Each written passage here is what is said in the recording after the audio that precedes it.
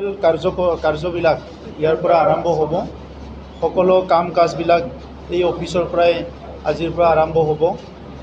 আমি UPPL দল হিচাপে এটা উদ্দেশ্য লৈ পেলাই, এটা লক্ষ্য লৈ পেলাই কাম কৰি আছোঁ।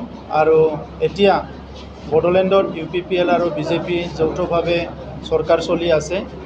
আৰু সেই চৰকাৰখনৰ মূল উদ্দেশ্যটোৱে হৈছে আমাৰ সকলো জাতি জনগোষ্ঠীৰ নিৰাপত্তা, শান্তি আৰু সকলো জাতি জনগোষ্ঠীৰ সমমৰ্যাদা, সম উন্নয়ন। এই উদ্দেশ্যটো আগত ৰাখি আমি কাম কৰি আছোঁ। আৰু অসমত বৰ্তমান যি চৰকাৰ আছে, মিত্ৰজোঁটৰ চৰকাৰ, এই চৰকাৰখনৰ যিটো বড়োলেণ্ডক লৈ পেলাই যিটো এজেণ্ডা, ভাৰত চৰকাৰৰ যিটো এজেণ্ডা, এটাই এজেণ্ডা ইয়াত আছে যে ইয়াত বসবাস কৰা 35 লাখ জনসাধাৰণে সদায় মানে এটা নিৰাপত্তা পাব লাগে, শান্তি সম্প্ৰীতিৰে সকলো থাকিব পাব লাগে। আৰু ইয়াত যিখিনি কাম কাজ হয়, ইয়াত সকলো সমভাগী হ'বলৈ এটা সুযোগ পাব লাগে। আজি স্বাধীনতাৰ 75 বছৰৰ পিছতো আমাৰ অঞ্চলত বহুতখিনি অঞ্চল আছে য'ত যাতায়াতৰ ব্যৱস্থা নাই, বহুতখিনি অঞ্চল আছে য'ত এতিয়াও মানে নেটৱৰ্ক নাই, তেনেকুৱা বহুত অঞ্চল আছে য'ত হস্পিটেল নাই। এই সমস্যাবিলাক আজিও আমাৰ অঞ্চলবিলাকত আছে। চ' এইটোকে আমি সমাধান কৰিবৰ কাৰণে BTC বা BTRক যিখিনি পুঁজি আমাৰ ৰাজ্য চৰকাৰৰ তৰফৰ পৰা আহিছে, কেন্দ্ৰ চৰকাৰৰ তৰফৰ পৰা যিবিলাক আমাক চেণ্ট্ৰেল স্পন্সৰ স্কিমবিলাক আহিছে, এইবিলাক আমি 100% ইমপ্লিমেণ্ট কৰাৰ কাৰণে কিছুমান আঁচনি আমি হাতত লৈছোঁ। আৰু যিবিলাক ফ্লেগশ্বিপ স্কিম আছে, এইটো প্ৰায়ৰিটিত আমি ইয়াত মানে ইমপ্লিমেণ্ট কৰিব কাৰণে কিছুমান একশ্যন প্লান আমি বনাই আছোঁ। আৰু কাউন্সিলত যিখিনি টকা আহিছে, এই টকাবিলাক প্ৰত্যেকটো টকাই যাতে পাব্লিকৰ কাৰণে, লাভালাভৰ কাৰণে ব্যৱহাৰ হয়, ইয়াৰ কাৰণে আমাৰ চৰকাৰৰ যিটো মেকানিজিমবিলাক আমি ঠিক কৰি আছোঁ। আগতে যিটো মেকানিজিম আছিলে যে কোনো ফাইনেন্স ডিপাৰ্টমেণ্ট ইয়াত নাছিলে, কোনো প্ৰচেছবিলাক ঠিকমতে হোৱা নাছিলে। আৰু আজি আমি সেই প্ৰচেছবিলাক ঠিক কৰিছোঁ আৰু ইনফ্ৰাষ্ট্ৰাকচাৰটো আমি এটা প্ৰায়ৰিটি দিছোঁ। ইয়াৰ লগতে এই অঞ্চলত বসবাস কৰা সকলো জাতি জনগোষ্ঠীৰ জীৱনৰ মানদণ্ডটো যাতে উন্নত কৰিব পৰা যায়, ইয়াৰ কাৰণে কিছুমান আঁচনি হাতত লোৱা হৈছে। তেওঁলোকৰ শাসন আহিব বুলি যিটো কথা কৈছে, ইয়াত কোনো বাস্তৱতা নাই আৰু কোনো কাৰণতে আহিব নোৱাৰে। কাৰণ আজি তেখেতসকলৰ যিটো MCLA বিলাক দিনত কাৰোবাৰ লগত, ৰাতিৰ কাৰোবাৰ লগত কথা পাতি আছে।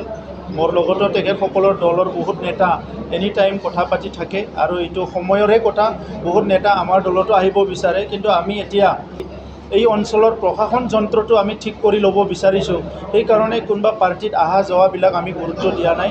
গতিকে এই মুহূৰ্তত BPF তেনেকুৱা কোনোবা চৰকাৰ গঠন কৰিব পাৰিব, কিবা পাৰিব, তেনেকুৱা কোনো পৰিৱেশ নাই। এইটো এনে আভুৱা, এইটো আজিৰ কথা নহয়। আমি শপত গ্ৰহণ কৰাৰ আগতেও তেখেতসকলে চৰকাৰ ভাঙিব বিচাৰিছিলে। শপত গ্ৰহণ কৰাৰ পিছতো তেখেতসকলে হাইকোৰ্টত কেছ দি পেলাই চৰকাৰ ভাঙিব বিচাৰিছে। আৰু প্ৰত্যেকটো মুহূৰ্তত তেখেতসকলে অকল চৰকাৰ চেঞ্জ কৰাৰে কথা কয়। কিন্তু সেই কাউন্সিলত আহি যে ভাল পলিচি ল'বৰ কাৰণে তেখেতসকলে ভাল কথা ক'ব লাগে, ভালকৈ অংশগ্ৰহণ কৰিব লাগে। আজি তেখেতসকলৰ দলৰ মুৰব্বীজন, যিজনে আজি বিৰোধী দলৰ নেতা হিচাপে দায়িত্ব ল'ব লগা আছিলে, সেইজনে আজি ইমানবাৰ কাউন্সিল হৈ গ'ল, এটাও কাউন্সিলত উপস্থিত নাই। যিটো কাউন্সিল চিটিঙত, কাউন্সিল এছেম্বলিত এটাতো মানে উপস্থিত নাই। এইটোৱে বুজায় যে তেখেতসকলে এই অঞ্চলৰ ৰাইজৰ কিবা এটা বেনিফিট হোৱাটো নিবিচাৰে, ৰাইজৰ কাৰণে কিবা এটা ভাল চিন্তা কৰিব নিবিচাৰে। কাৰণ এই কাৰণে যোৱা 15 বছৰত যিটো চৰকাৰ চলি আছিলে, তাত কোনো নিয়ম নীতি নাছিলে। এই নিয়ম নীতিটো আজি আমি ঠিক কৰি দিয়াৰ কাৰণে তেখেতসকলে হেডেক হৈছে। আৰু মূল কথাটো হৈছে আজি আমি বহুতখিনি ফাইল আমাৰ হাতত যিটো পৰিছে, আমি যিটো নিৰ্বাচনৰ সময়ত কৈছিলোঁ যে ইয়াত বহুতে ৰঙাঘৰত যাব, এই ফাইলবিলাক আমি তন্ন কৰি ষ্টাডি কৰি আছোঁ। আৰু বহুতখিনি ফাইল এতিয়া ক্লিয়াৰ হৈ আহিছে।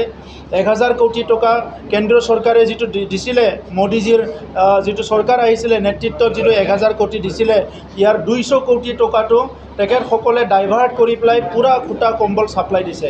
এই ফাইলবিলাক আমাৰ হাতত পৰিছে এতিয়া। তেনেকুৱা বহুত ফাইল আছে। আৰু সেইবিলাক ভয় কৰি পেলাই তেখেতসকলে যেনেকৈ নহওক চৰকাৰটো চেঞ্জ কৰি নিজকে বাচৰ কাৰণে চিন্তা কৰি আছে। কিন্তু 35 লাখ জনসাধাৰণক যে তেখেতসকলে মানে আগুৱাই লৈ যাব লাগে, তেখেতসকলৰ কাৰণে যে এছেম্বলিত আহি কথা পাতিব লাগে, আলোচনা কৰিব লাগে, তাত তেখেতসকলৰ কোনো যোগদান নাই। গতিকে বড়োলেণ্ড অঞ্চলত গণতন্ত্ৰটো শক্তিশালী ৰূপত আমি লৈ যাম। ইয়াত কোনো কাৰণত বন্দুক বাৰুদৰ পৰিৱেশ পুনৰ হ'বলৈ দিয়া নহ'ব।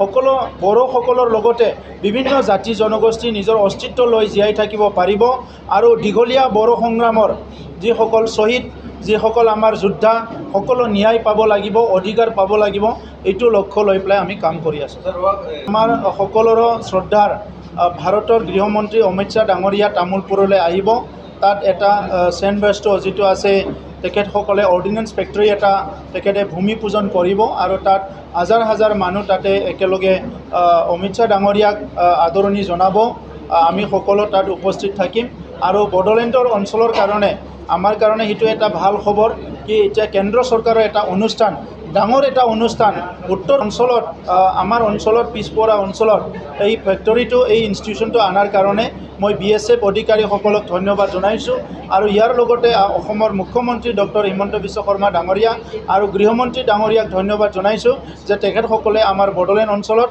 এই অনুষ্ঠানটো প্ৰতিষ্ঠা কৰিব বিচাৰিছে আমাৰ কাউন্সিলৰ তৰফৰ পৰা আমি ইয়াত ভূমি আবণ্টন দিছোঁ আৰু তেখেতসকলে যেতিয়া এই অনুষ্ঠানটো তাত ইষ্টাব্লিছ কৰিব লগে লগে আমাৰ অঞ্চলত বহুতখিনি মানুহে এমপ্লয়মেণ্ট পাব আৰু ইয়াৰ লগতে পেৰামিলিটাৰী ফৰ্চেছত আমাৰ মানুহবিলাকে আমাৰ ল'ৰাবিলাকে মানে জইন হ'বলৈ বহুতখিনি সুযোগ পাব শুভেচ্ছা জনাইছোঁ আমাৰ অসমৰ মুখ্যমন্ত্ৰী ডক্টৰ হিমন্ত বিশ্ব শৰ্মা ডাঙৰীয়াক যে তেখেতে এক বছৰত আজি অসমৰ ৰাজনীতিটো যিটো আগৰ লিগেচি আছিলে যে কাম নকৰা লিগেচি আগৰ চৰকাৰবোৰৰ এই লিগেচিটো চেঞ্জ কৰি এতিয়া কাম কৰা এটা নতুন লিগেচি এক বছৰত স্থাপন কৰিবলৈ সক্ষম হৈছে আমি আশা কৰিব পৰাই নাছিলোঁ যে কেতিয়াবা চৰকাৰ যে স্বচ্ছ হ'ব নিকা হ'ব ট্ৰেন্সপাৰেণ্ট হ'ব আজি তেখেতৰ নেতৃত্বত অসমত অকল ছেক্ৰেটাৰিয়েট নহয় অসমৰ ছেক্ৰেটাৰিয়েট নহয় প্ৰত্যেকটো কাৰ্যালয়বিলাক আজি ট্ৰেন্সপাৰেণ্ট হ'বলৈ গৈ আছে গতিকে বহুত ডাঙৰ এটা এচিভমেণ্ট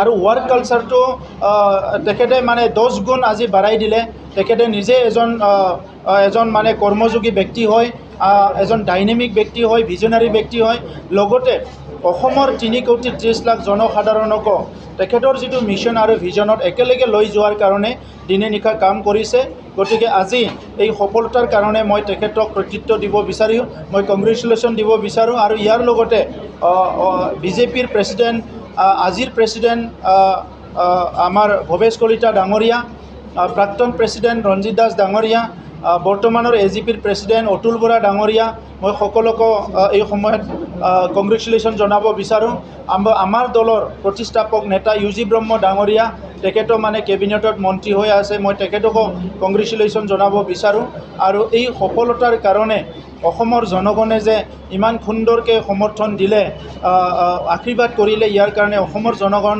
বড়োলেণ্ডৰ জনগণকো মই ধন্যবাদ দিব বিচাৰোঁ